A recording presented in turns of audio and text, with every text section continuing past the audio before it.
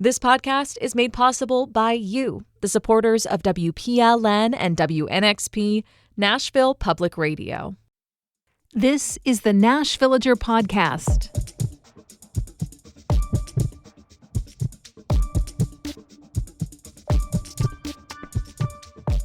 It's April 15th, 2026. For most Americans, this is tax day, the deadline for submitting your personal income tax returns. But for a big chunk of Tennessee, including Nashville, the due date has been pushed back a little over a month.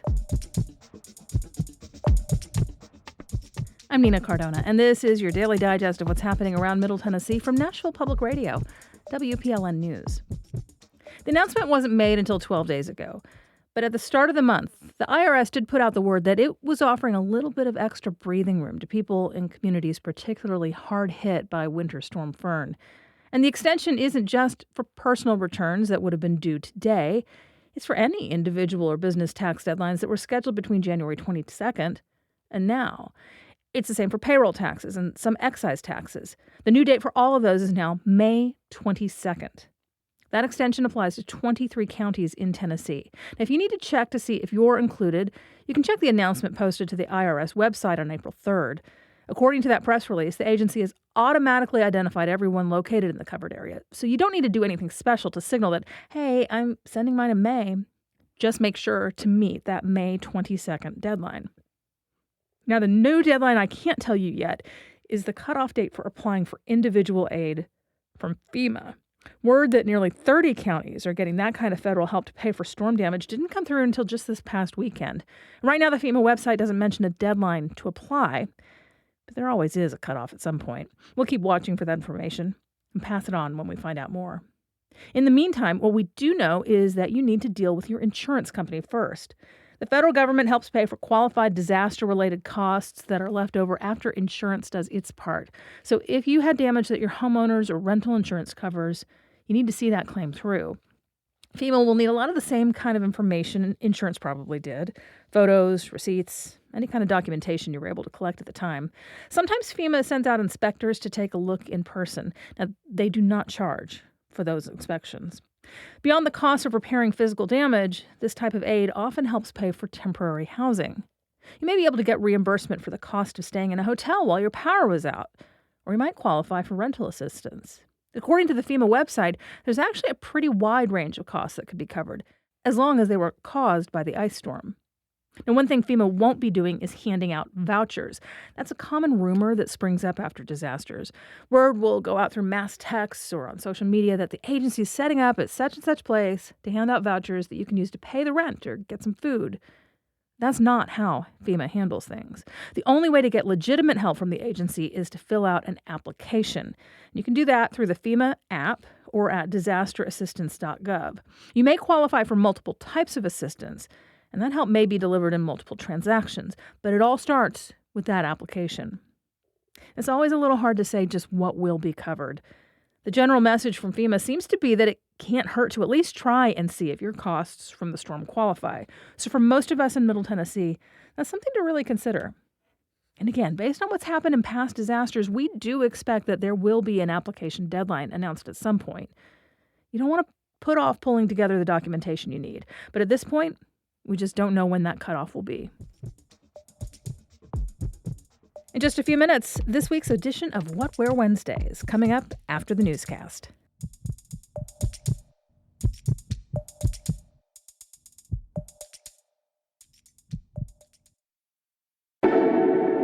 I like to say Nashvillager in the morning, this is Nashville in the afternoon. I'm Blake Farmer, the new host, and yes, WPLN's midday show is also a podcast, and we understand lunchtime listening may not be your thing, but that doesn't mean you have to sit out. You can listen wherever you get your podcast, like right here, or ask your smart speaker to play the latest episode of This is Nashville.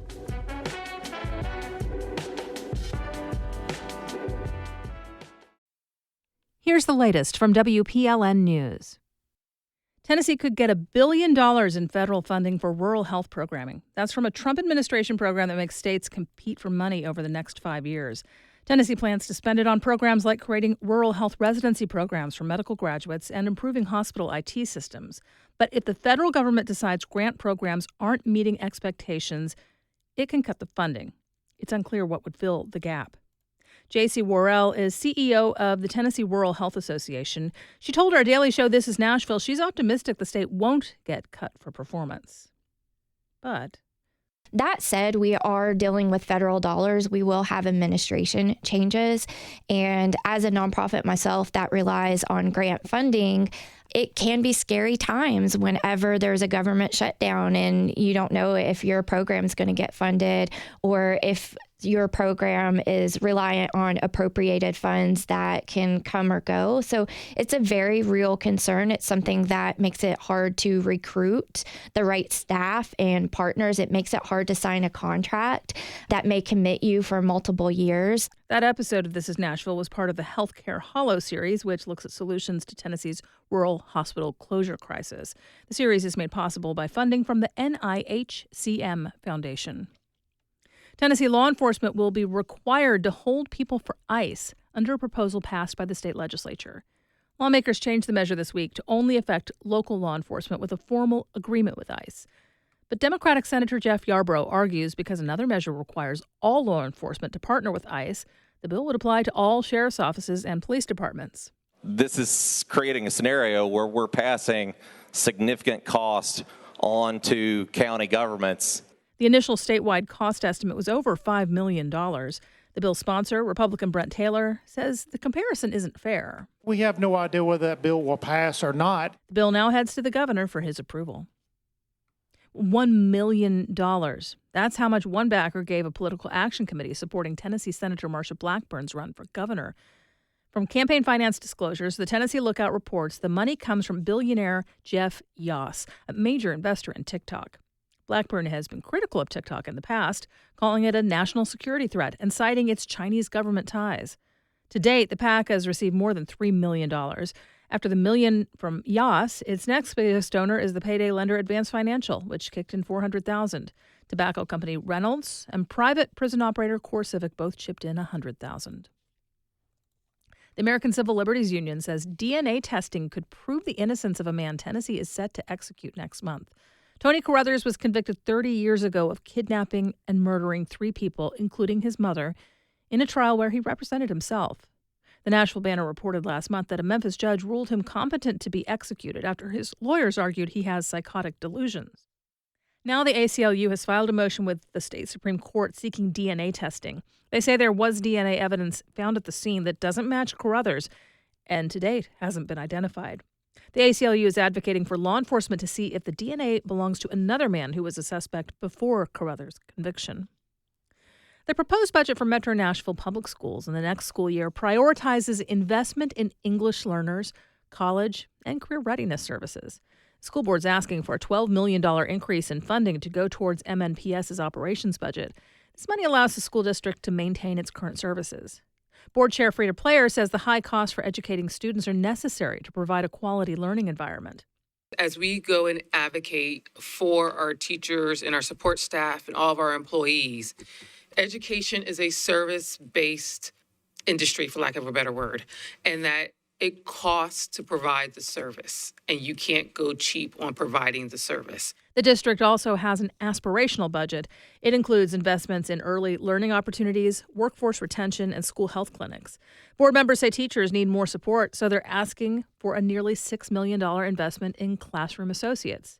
The budget isn't finalized yet. Next, Mayor Freddie O'Connell will announce how much of the city's budget will go towards MNPS during his State of Metro address on April 29th. If you're facing eviction, getting a lawyer can be difficult. They're expensive. And unlike in criminal cases, there's no such thing as court-appointed attorneys. WPLN Cynthia Abrams reports that the Eviction Right to Counsel program is looking to fill that gap and save the city money, too. A new report shows that last year, the program helped just over 1,000 households. And 93% of those clients avoided disruptive displacement, which is, of course, beneficial for the tenant. And, as the report shows, the local government. That's because when people are evicted, they often have to tap into social safety net programs, like emergency shelters or unemployment benefits. Last year, the program's work likely saved the city more than $4 million. That's even despite pandemic-era assistance drying up. Cynthia Abrams, WPLN News. The eviction right to counsel program has not been fully implemented as it lacks complete funding. The report suggests total implementation would cost just over $9 million. You'll find more news anytime at WPLN.org. Every year around this time, Vanderbilt University lets loose a little and invites the rest of us to join in.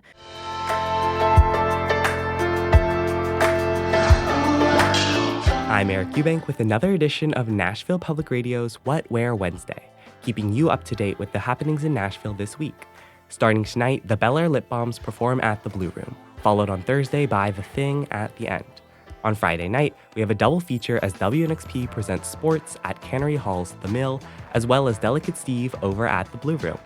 This Saturday brings us to Record Store Day, which hosts a lineup of live performances, DJ sets, a variety of local vendors, and a handful of special releases at local record stores across Nashville.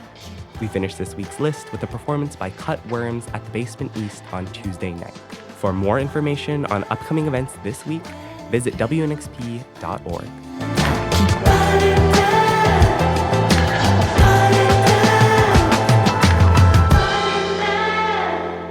This week on What Wear Wednesday, we feature Rites of Spring, happening this Saturday, April 18th on Vanderbilt campus at Alumni Lawn.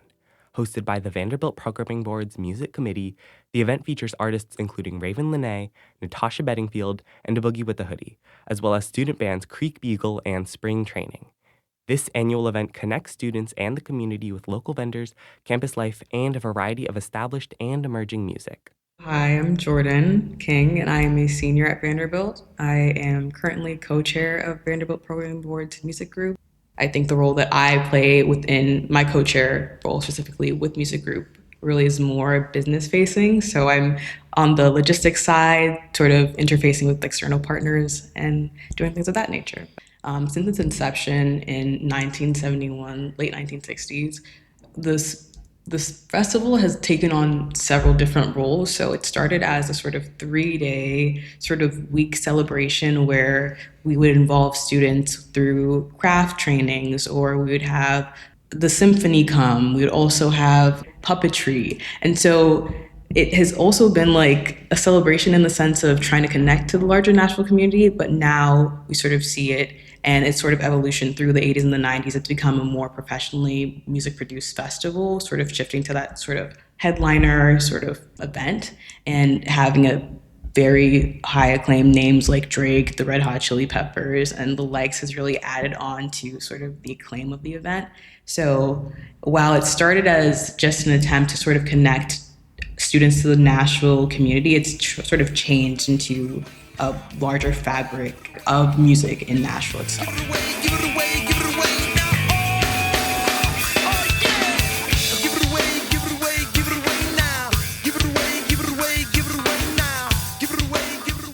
My name is Basha Melech Marciniak. I am a sophomore at Vanderbilt, and the same as Jordan, I am also a co-chair of Vanderbilt Programming Board Music Group. I'd say that, Rites of Spring is kind of one of the final events of the year for the Vanderbilt population, as it's always taking place in April. It's one of the last kind of big events. I'd say that its primary kind of role is to put on a very fun, kind of activity for students. It's obviously a music festival. It has a capacity of around 8,000 people, so it's a big event. I'd say that the VBB's mission by doing it is to kind of, get the school community, but also the city community together and make them enjoy music, especially that we're bringing big artists, not only, what you expect in Nashville country music. So I definitely say to, put out the music out there, but also create a very fun event for everybody to enjoy.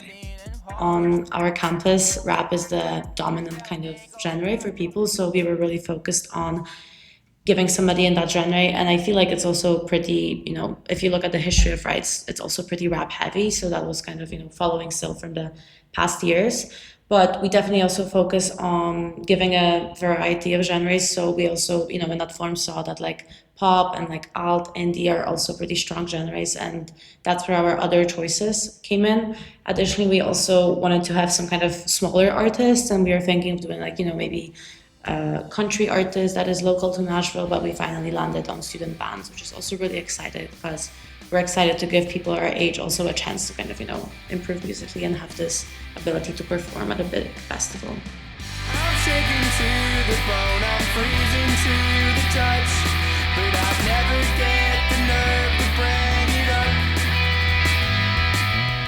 I think with Rites of Spring, we really try to bring in sort of people that are really hitting on major trends within pop culture and media, but we also do bring in vendors from around the city. So we have food vendors, we have people that are doing arts and crafts, and they're also bringing their stories to the event alongside the artists that are also coming from these different cities to sort of bring in their sort of shared love of music and sort of explore with our community. So I think at the end of the day, we're bringing so many different people together that have different stories that have somehow ended up in Nashville. So it's a really beautiful thing to see students get to interact with people that are off campus and also people that are coming from out of the state to come to the festival and sort of take ownership of their love for music.